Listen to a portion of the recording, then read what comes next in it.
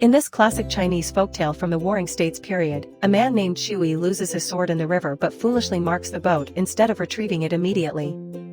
As the boat moves, his stubbornness leads to an important life lesson, showing why we must adapt instead of relying on rigid thinking.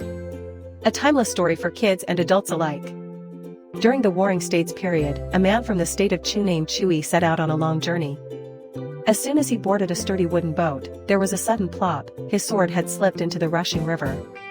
The people on the boat shouted, the sword fell into the water. Chu Yi immediately took out a small knife and carved a mark on the side of the boat.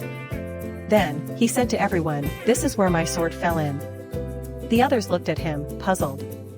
Someone anxiously urged him, hurry and dive in to find it. The river is deep and the current is strong, your sword will be swept away soon.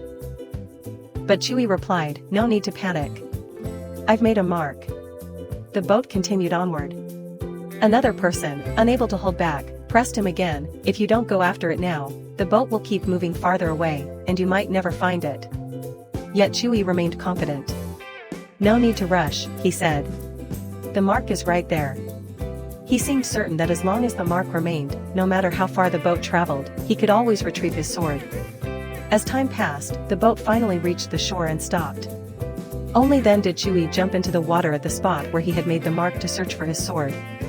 He groped around, fully expecting to grasp his treasured weapon once more. But how could he possibly find it? The boat had traveled a great distance, while the sword remained where it had fallen. The rushing river had long since carried it far away. Standing on the shore empty-handed, Chu Yi wore a look of confusion and regret. Only then did he realize how foolish his actions had been.